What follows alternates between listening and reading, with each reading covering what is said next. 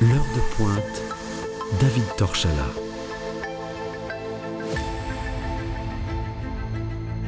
Bonjour Delphine. Bonjour Anne et bonjour à nos invités. Nous vous retrouvons dans l'heure de pointe sur Radio Présence. Alors effectivement, cette fois-ci, nous avons deux invités de marque, de Tarbèze. Sophie Mathéos, bonjour Sophie. Bonjour. Et puis Colette Grosdidier. Bonjour. Alors au cours de cette heure de pointe, nous allons mieux faire connaissance. Vous allez nous raconter votre parcours parce que Sophie, peut-être que certains de nos auditeurs le savent, vous êtes styliste. Tout à fait. Et puis vous avez toute une expérience dans la mode, dans les spectacles. Enfin, vous allez nous raconter ça. Et avec vous, plaisir. Colette, vous êtes responsable du pôle formation de Big Crescendo à Tarbes, qui est une plateforme qui aide à monter des entreprises. Alors, vous allez nous donner quelques échos de ce que vous vivez aussi, Colette, dans une deuxième partie de notre émission. Avec plaisir. Et puis, on a Delphine, donc, de journaliste à la Dépêche, puisque c'est le partenaire de Radio Présence pour l'heure de pointe. Tout à Et fait. on n'a pas David. N'est pas avec Non, on lui nous. fait un petit coucou parce que on va pas dire qu'il va nous manquer puisqu'on est quand même une équipe 100% féminine aujourd'hui. Hein. Mais bon, ça nous aurait fait du bien. On l'embrasse très fort et on le retrouvera bientôt. Voilà, il est en réunion en dehors de Lourdes, donc c'est comme ça. Alors pour commencer, Sophie, je me tourne vers vous parce que je vous ai présenté tout à l'heure en tant que styliste, mais avant même de savoir quels sont vos projets là dans les mois prochains, on aimerait bien savoir qui vous êtes. Comment vous êtes arrivé là? Alors, si vous pouvez nous dire quelques mots déjà de votre parcours. Bien sûr. Alors, je commence par aujourd'hui, donc, je crée une école de mode à Tarbes et je vais maintenant vous expliquer le parcours, effectivement, d'où c'est parti. Alors, j'ai obtenu mon BTS Design de mode, textile et environnement en 2013. Suite à quoi, eh bien, je me suis lancée. Je précise que j'ai une maman couturière qui a été justement pendant 20 ans au sanctuaire Notre-Dame de Lourdes et qui peut-être indirectement m'a transmis sa passion. C'est vrai que petite, je l'observais beaucoup travailler, je la regardais, alors elle me montrait ses figurines de mode, elle est passée par des maisons de haute couture aussi, de grands couturiers, ce qui était très inspirant. Mais c'est vrai que moi, c'est avant tout l'art qui me porte et qui me parle depuis mon plus jeune âge. C'est avant tout l'art, le dessin notamment, particulièrement. Et puis j'ai décidé de me lancer, de faire ce BTS qui m'a énormément enrichi, qui m'a beaucoup apporté. Et en suivant, je suis allée dans les maisons de haute couture sur Paris pour continuer de m'enrichir, de découvrir toujours plus de nouvelles choses. Et le BTS, c'était à Toulouse ou à Sur Tarbes? Toulouse, et justement sur Toulouse, d'où l'idée de créer une école de mode à Tarbes. J'y reviendrai plus tard dessus. Mais effectivement, à l'époque, je n'avais pas d'autre choix que d'aller dans une grande ville, le plus proche étant Toulouse. Et donc voilà. Magnifique expérience qui m'a forgée, qui m'a élevée, suite à quoi j'ai lancé mon premier défilé de mode, toujours avec ma maman à mes côtés, voilà, qui elle, gérait la partie couture, et moi, évidemment, plus dans la création, dans le design, dans la conception de la collection.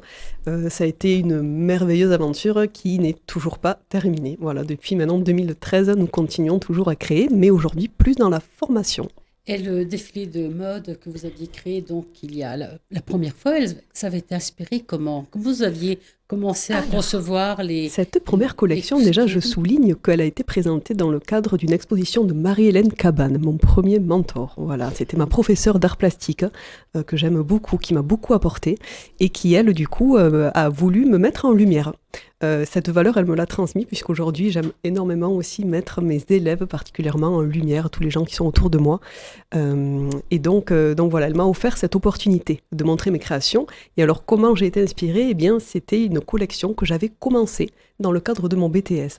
Alors, si vous voulez, dans le cadre du BTS, on nous demande de créer une collection, mais de réaliser un seul vêtement, bien sûr, nous n'avons pas le temps de réaliser plus, que l'on présente au jury pour l'oral final, notre examen de fin d'année pour le BTS.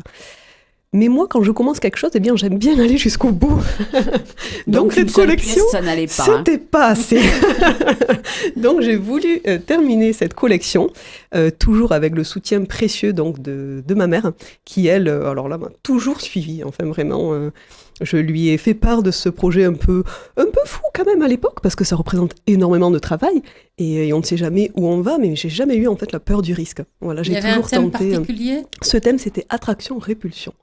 Attraction-répulsion, alors qui était un thème qui était né pendant ses études à Toulouse, avec le serpent qui était au milieu de cette page d'ambiance. Une page d'ambiance, c'est le point de départ du créateur.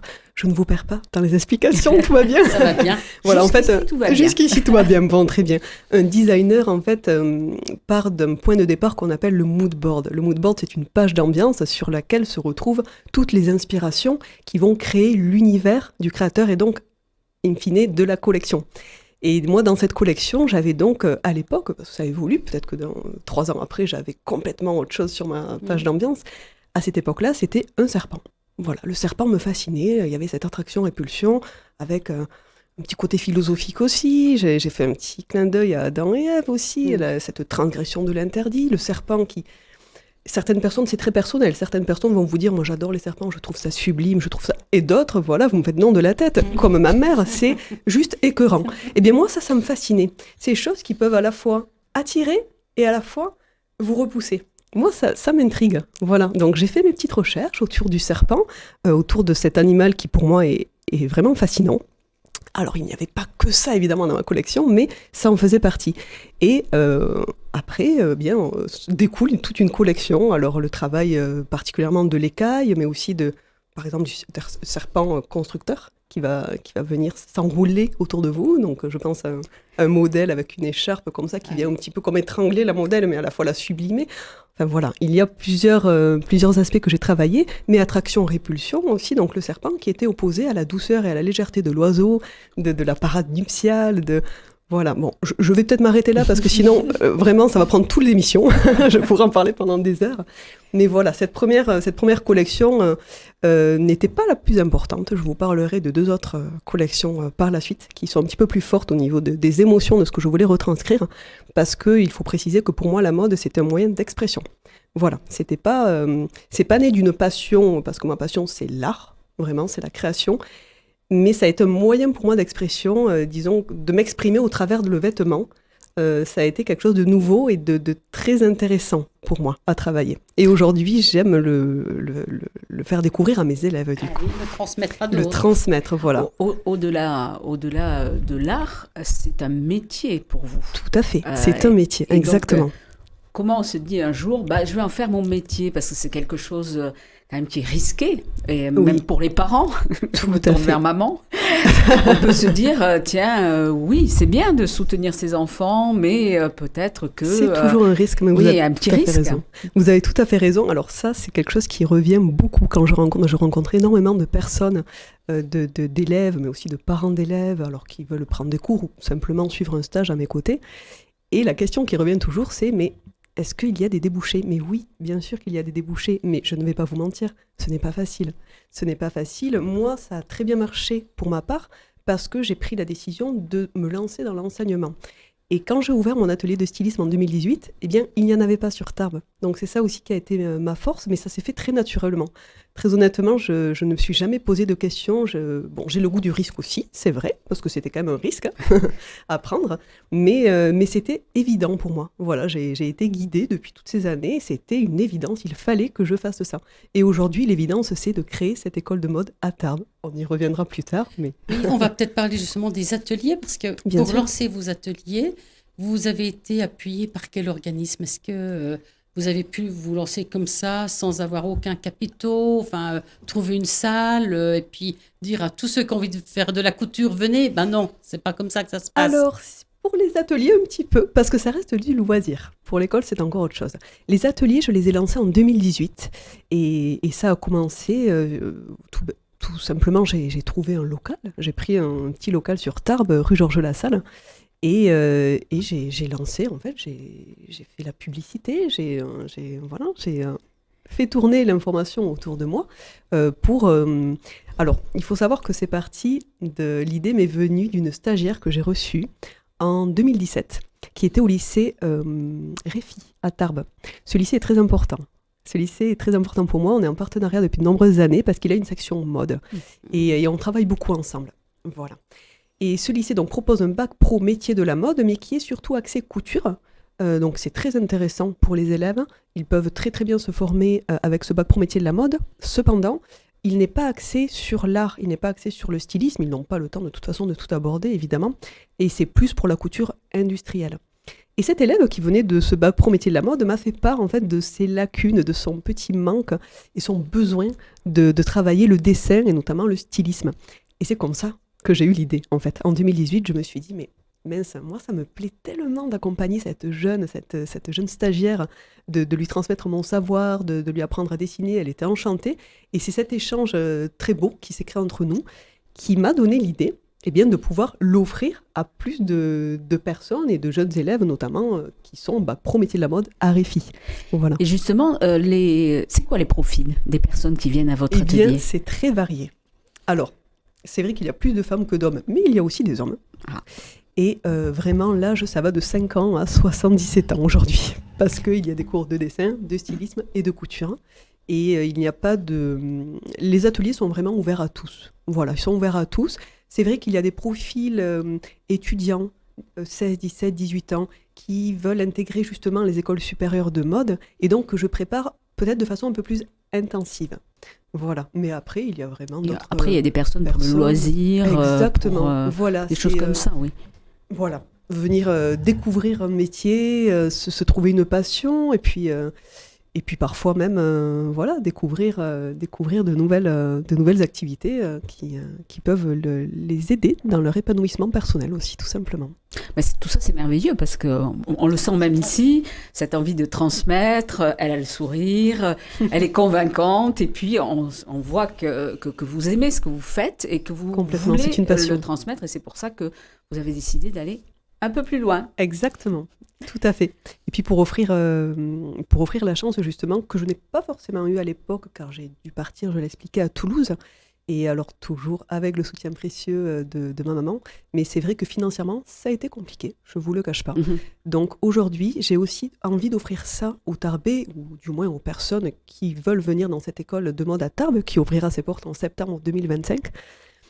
C'est vrai que le coût de la vie étant moins cher sur Tarbes, ne serait-ce qu'au niveau des loyers, à Toulouse c'est quand même presque 2 fois plus élevé parfois, ça c'est quand même important, c'est un point important aussi. Ce que je veux offrir avant tout évidemment c'est faciliter l'accès à cet univers qui plaît beaucoup. J'ai reçu tellement de demandes depuis 2018, c'est comme ça que m'est venue l'idée. J'ai été très très très sollicitée, je ne pensais pas d'ailleurs qu'il y aurait un si grand intérêt de la part des Tarbais et alentours, des Hautes-Pyrénées en général. Et je me suis dit, mince, mais il n'y a rien. Alors j'ai constaté une perdition de territoire, puisque j'orientais les élèves vers les grandes villes telles que Bordeaux, Toulouse, Paris. Toulouse en priorité, bien sûr, à Easymode, qui est une très grande école, qui est la plus proche de Tarbes, mais qui reste quand même un petit peu loin. Et donc, financièrement, ça commence à faire. Et je vois beaucoup d'élèves qui ne peuvent pas s'y rendre. Et alors ça, c'est une grande frustration pour moi.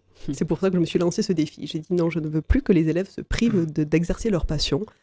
Il faut faire quelque chose. Si personne ne le fait, du coup, c'est parce que je dois le faire. Donc... Alors justement, dites-nous-en un peu plus, parce que ce projet d'école, c'est quelque chose qui doit voir le jour d'ici peu à Tarbes. Tout à fait. Et ce sera une école supérieure de mode. Alors, c'était l'idée de départ. Effectivement, le projet a évolué quand même. L'idée de départ, c'est d'offrir une continuité, une poursuite d'études, notamment aux élèves qui sont en bac pro métier de la mode à Réfi. C'est une poursuite d'études pour eux qui aujourd'hui partent à Toulouse, à Bordeaux, à Paris, où s'arrête malheureusement. Donc ça, c'est l'idée initiale. Mais entre-temps, bien sûr, j'ai mûri mon projet et je me suis dit quand même, les ateliers, je vais les continuer. Mes élèves commencent à me dire, mais Sophie, ça veut dire qu'on ne te verra plus avec une petite larme à l'œil. Si, je serai toujours là. Mais c'est important, je pense, d'offrir toujours ces ateliers pour les personnes qui ne veulent pas forcément de diplôme, on le disait tout à l'heure, qui veulent un loisir, simplement.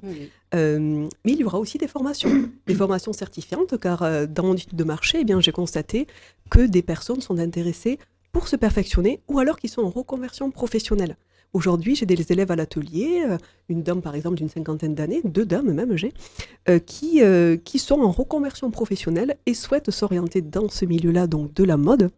Et ces formations courtes et intensives seront intéressantes pour ces personnes-là ou pour les personnes donc, de plus de 18 ans qui veulent compléter leur cursus ou simplement avoir une formation pour utiliser leur point CPF aussi, parce que je compte mettre ça en place aussi pour faciliter l'accès financièrement.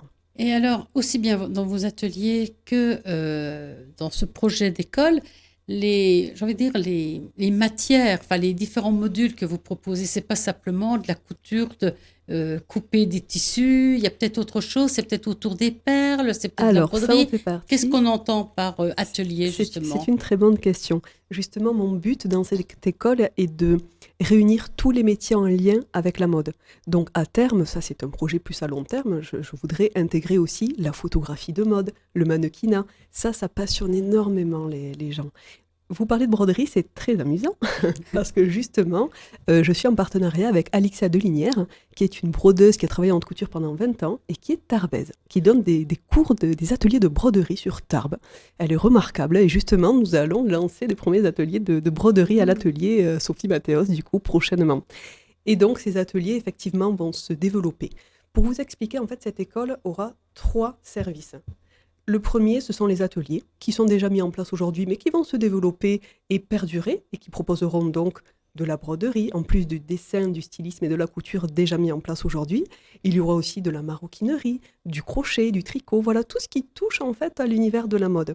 Ensuite, la partie formation, je le disais tout à l'heure, proposera des formations courtes et intensives, où là, ce sera plus pour les personnes, par exemple, en conversion ou déjà dans le milieu professionnel qui veulent se perfectionner.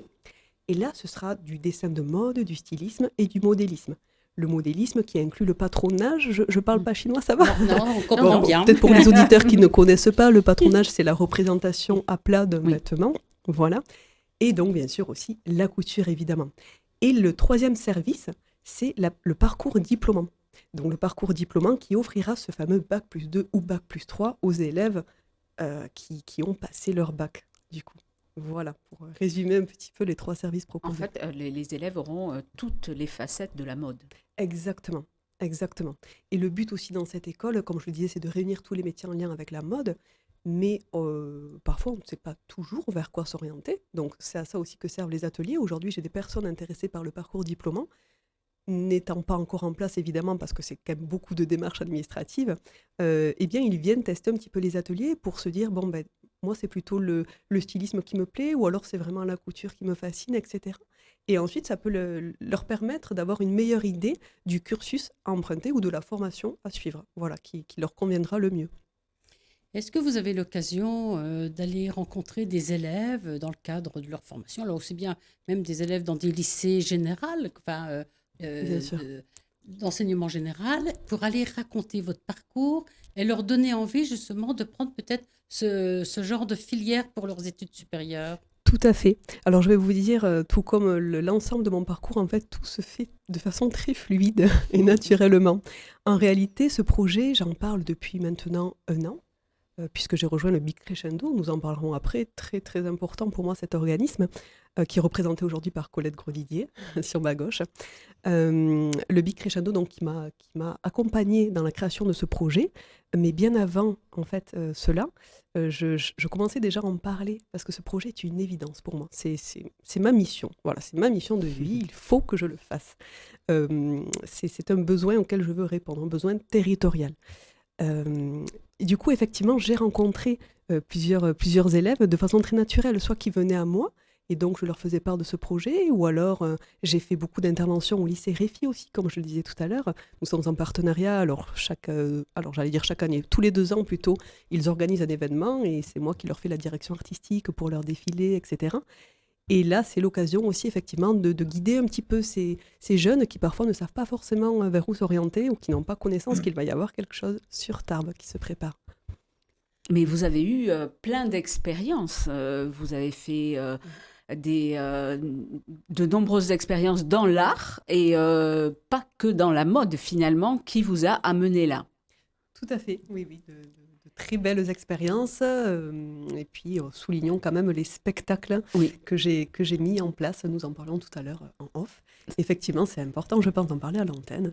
Ce sont des spectacles qui finalement ont fait connaître l'atelier, qui ont amené tout doucement un petit peu aussi cette transition vers les cours que j'évoquais en première partie.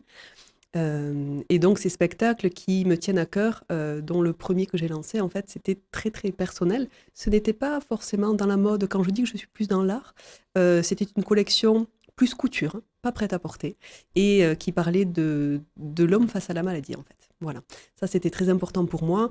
À l'époque, j'avais beaucoup de mal à parler. Je n'aurais pas pu me tenir devant vous d'ailleurs pour en parler. Ce sont des choses très personnelles. Bon, sans rentrer dans les détails, on a perdu des personnes de notre entourage proche qui sont parties donc de cancer et autres.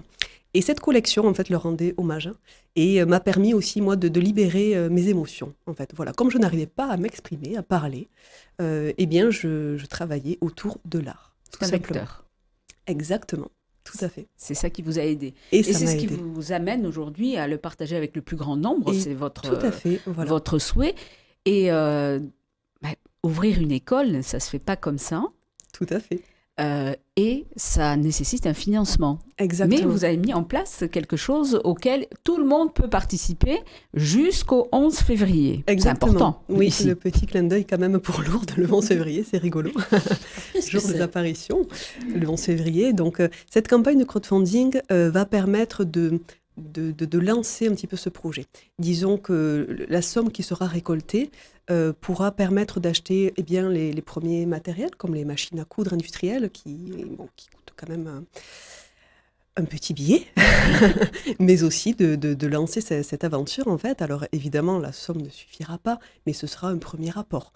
Voilà, un premier pas vers la réussite et pour faire briller Isidora.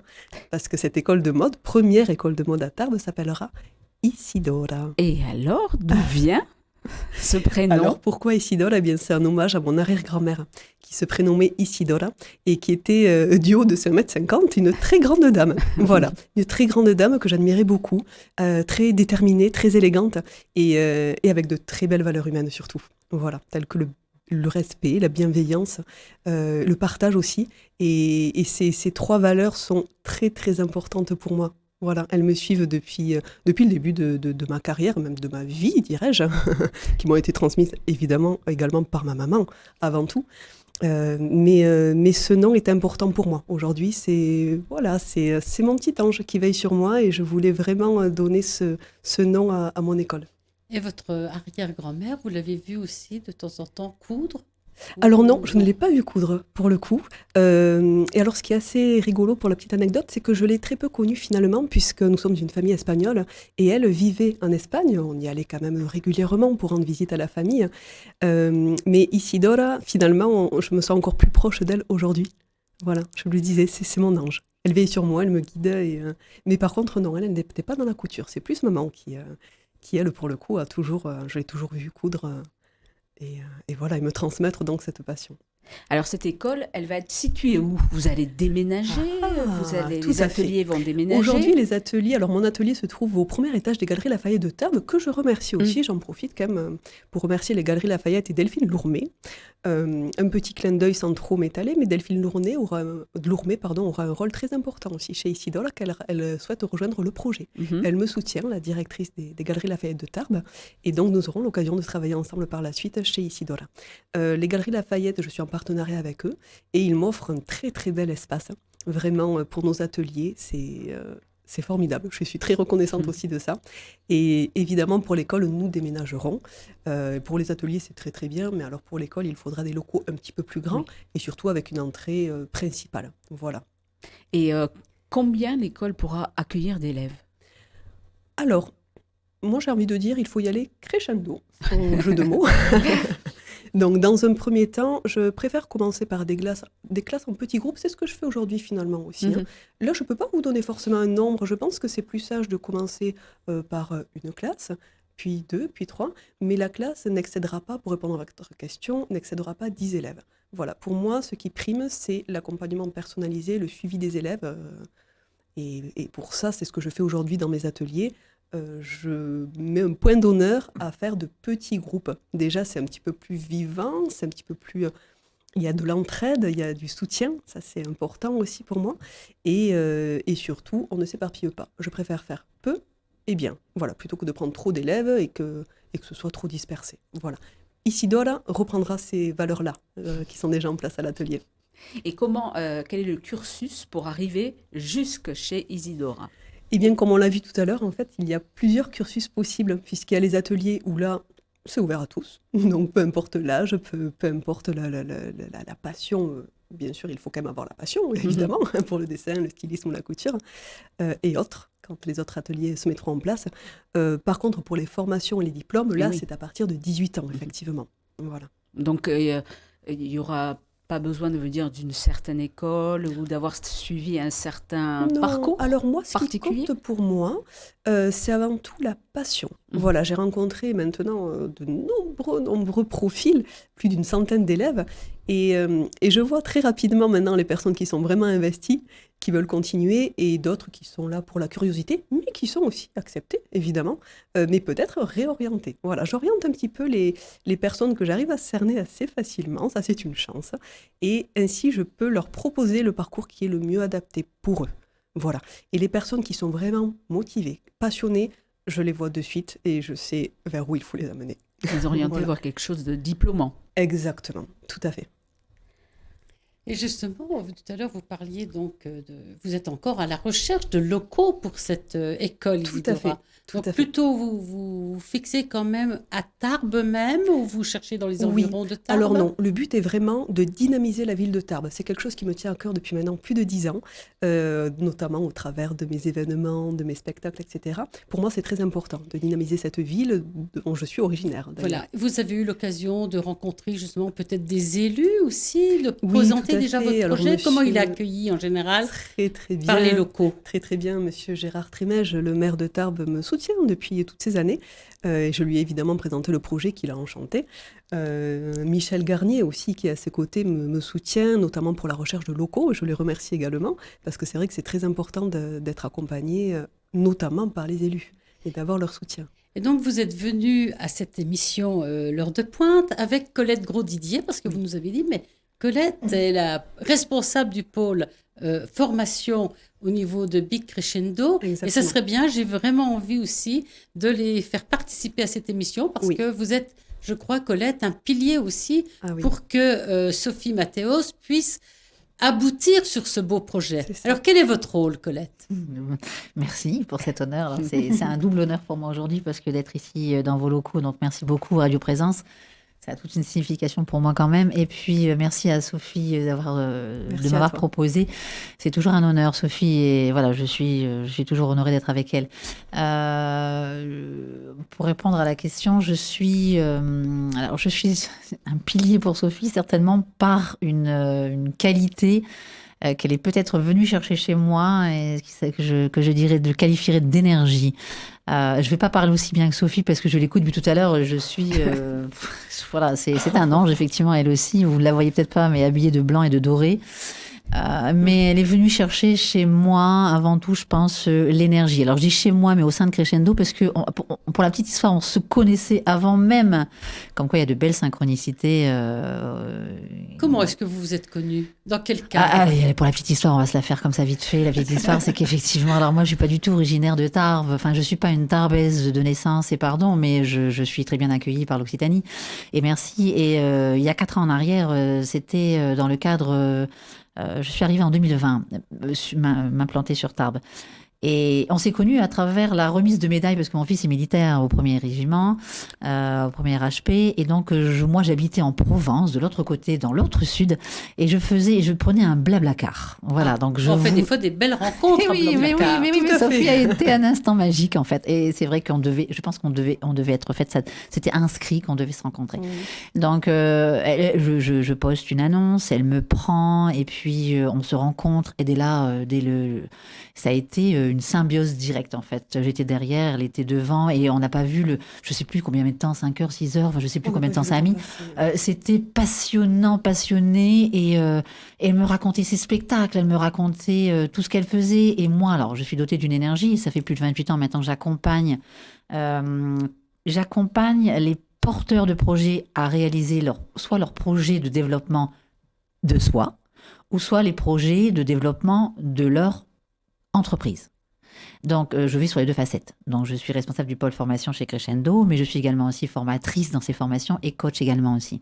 Donc, Sophie, en fait, elle a été ma conductrice, pour le coup. Elle a été ma coché. À cocher. Et là, c'est le contraire. Et là, c'est le contraire, en fait. Donc, du coup, et voilà. Donc, du coup, elle m'a accompagnée à bon port. Voilà, je suis arrivée et j'ai été à la remise des médailles de mon fiston.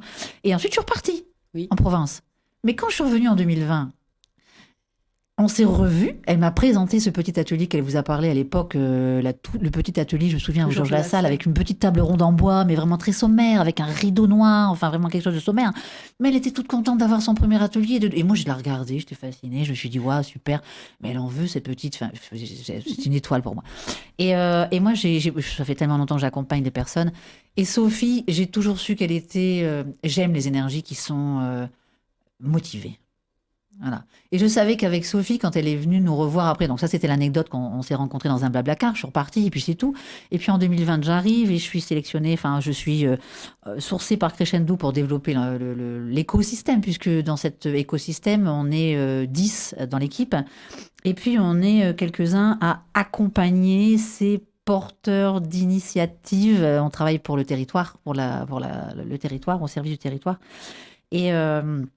Et on a tous un rôle bien particulier pour accompagner à la réussite de ces porteurs d'initiatives économiques, ces porteurs de projets. Et on est tous passionnés. En tout cas, bon, moi, j'ai cette passion d'accompagner à la réussite d'un point A à un point B. Et en plus, quand c'est des personnalités qui sont... voilà, c'est réellement une incarnation, Sophie. Enfin, elle sait où elle veut, elle le désire, mais elle a des briques, mais il faut structurer. Et c'est notre job chez Crescendo, c'est d'accompagner à la structuration. On prend toutes les briques, on les met, on fait une base, un terrassement, on commence à monter les murs. Et puis, naturellement, tous les mois, on suit à travers des coachs, du coaching, des rendez-vous, et on suit effectivement la personne qui est accompagnée et on l'accompagne. Et j'ai envie de dire, Sophie, là où j'adore, vous l'entendez, c'est un cœur sur pattes pour moi, c'est un cœur qui bouge. Qui bouge, on peut que boire. Et en plus, elle a un talent, mais si vous elle a un talent extraordinaire. Et par contre, son talent premier, c'était pas effectivement, non seulement c'est l'art, mais c'est pas de se mettre en avant. Donc elle parlait de lumière tout à l'heure. Elle disait qu'elle avait le goût du risque, qu'elle voulait mettre en lumière à travers l'art, mais elle-même, il fallait quelqu'un pour la mettre en lumière. Et moi, ça, c'est ma mission. À travers cette énergie que j'ai et que je capitalise depuis ma naissance, j'ai cette faculté, effectivement, on en parlait tout à l'heure, j'ai cette faculté, enfin cette envie, ce naturel de transformer cette énergie en lumière. Et je suis une passionnée. Quand j'ai rencontré Sophie, il fallait qu'on parle, que tout Tarbes soit informé de ce projet, en fait. Parce qu'il n'y a pas d'école à Tarbes et elle a misé pile poil, quoi. Et dans le développement du territoire, elle est là pour impacter, pour laisser une trace. Et pour le grand sud-ouest, parce que ça peut aller jusqu'au Pays Basque. Enfin, là, il y a mais bien sûr, on manque vraiment de ça. Et c'est une évidence.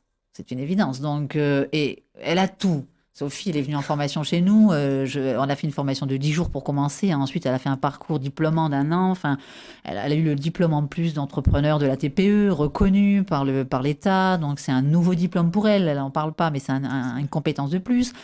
Mais quand je suis partie à ses côtés, puisque dans sa timidité, sa pudeur et toutes les valeurs qu'on lui reconnaît, se mettre en avant et d'aller en parler un peu à droite et de gauche, c'était pas forcément là où elle est plus à l'aise. Tout à fait. Moi, je suis plus à l'aise que ça. Elle est venue me prendre dans sa valise en me disant tu viens avec moi. En fait, on y va ensemble. Il y a une belle complémentarité entre vous, dans vos différentes fonctions. On voit comment vous avez été aussi, où vous êtes encore au service l'une de l'autre. Oui, mais en tout cas, le dénominateur commun, c'est la passion et l'amour, sincèrement. Et il y a quelque chose qui passe dans les porteurs de projets qu'on accompagne. Il y a toujours la passion. En tout cas, pour ma part, j'accompagne toujours avec cœur, foi, passion et engagement, et sans le moindre doute. Des fois, je perturbe aussi, et je passionne. Enfin, ma passion perturbe, mais c'est de la transformation. Et Sophie, mon Dieu, alors je m'adapte des fois, je baisse mon énergie pour dire de pas trop envahir le monde de Sophie parce que je peux être un peu impactante, mais elle vient me chercher. Toujours dans la bienveillance. Bon, c'est ça elle vient me chercher et c'est dans la bienveillance. Du coup, on va faire un salon, moi j'en ai parlé à toutes les institutions, à France Travail, avec tous ceux qui étaient autour. Et là, elle s'est rendue compte, elle avait un questionnaire à poser pour son étude de marché, mais tout le monde était mais alors, elle a un réseau énorme, Sophie. Elle a un réseau énorme. Et Elle s'en rendait même pas compte à travers une activité. J'ai dit, voilà, le 4e jour de la formation, on va travailler sur le réseau, le pitch, etc. Mais c'était la seule dans la session, plus ou moins. Enfin, avoir un arbre, parce qu'on travaille sur le réseau, mais ça en finissait pas, quoi. Et donc, son étude de marché, elle était approuvée et le monde a besoin d'elle. Enfin, en tout cas, le Tarbes a besoin d'elle et ça sera... Et sa cagnotte, franchement, là, mais qu'elle circule largement parce qu'il lui manque pas grand-chose. Et c'est, je peux vous le dire, moi, dans les coulisses de l'accompagnement à la création d'entreprise, c'est une première preuve pour rassurer les banques. La cagnotte, elle se fait par Internet. Tout à fait, sur Il y la a une plateforme adresse Ulule, Mhm. Ulule, ULULE. Oui. Il faut taper dans la barre de recherche Isidora, Voilà. ISIDORA, ou tout simplement École de mode à Tarbes. Et voilà, et on tombe directement sur la cagnotte à Isidora. C'est sûr qu'en entendant encore Colette, là, tout à l'heure, Merci parler, pour tout. avoir ce regard bienveillant aussi sur Oui. l'action de Sophie, bah, ça nous donne envie de vous encourager. C'est gentil. Delphine, comment vous accueillez tout cela? Oh, mais moi, très bien. Très bien. Moi, j'adore la mode. Ah, super. J'adore les artistes. J'en ai une dans ma famille. Et je sais que c'est important d'avoir le soutien des siens parce C'est que précieux. quand on croit en ses rêves, Alors, oui. c'est important d'aller au bout. Mm. Et si vous n'avez pas quelqu'un derrière vous, vous avez la chance, vous avez maman et puis vous avez Colette. Ah oui, C'est tous super mes amis et important, toute oui. ma famille que je n'ai pas cité, mais évidemment que je remercie. C'est très important d'être entouré. Oui, Il faut vraiment aller jusqu'au bout de ses rêves, tenter l'aventure, Tout hein, à je fait. crois. tout à fait. Alors, qu'est-ce qui vous plaît le plus en ce moment, au-delà de la transmission et de la construction de cette école? C'est la création, c'est le dessin, C'est les parce que vous inventez des vêtements. Oui, tout à fait. Oui, le travail du styliste est vraiment de créer quelque chose qui n'existe pas. Alors bien sûr, on s'inspire. Hein, Bien sûr. on me dit souvent, mais tout a déjà été fait dans la mode, tout est... Non, oui et non. Alors en patronage, en couture, c'est vrai que bon, on a fait le tour. Mais alors dans la création, vraiment dans le dessin, dans le stylisme, à partir du moment où on suit, je parlais tout à l'heure du mood board, de la page d'ambiance, si on fait ça de façon très aboutie et personnelle, on ne peut qu'avoir un résultat personnel et qui se démarque des autres. Voilà. D'où l'intérêt de bien respecter Et toutes les justement, est-ce étapes. que vous avez, par exemple, un couturier ou un styliste qui vous inspire particulièrement? Sans aucune hésitation, Iris Van Herpen. Alors, qu'est-ce qu'elle une nous fait? créatrice qui fait des créations en 3D. Alors, c'est rigolo, du coup, ça me fait penser au Fab Lab et je sais que tu y pensais. Oui, je levais la main pour ça, j'attendais que... On est connectés. Je levais la main. Eh bien, je crois, excusez-moi, parce qu'on va être obligé bientôt de terminer notre émission, mais ça sera un nouveau sujet qu'on va aborder avec vous, Sophie. Oui. Dans quelques temps, je pense, vous serez de nouveau notre invitée. Oui, on Merci reviendra aux beaucoup nouvelles. à vous, Sophie, et à Merci à Colette vous. d'avoir été les Merci invités de à l'heure de vous. pointe. C'est un Merci aussi. Bon week-end à tous nos Merci auditeurs. infiniment, bon et week-end. à bientôt de se retrouver. À très bientôt. bientôt. À bientôt. L'heure de pointe, David Torchala.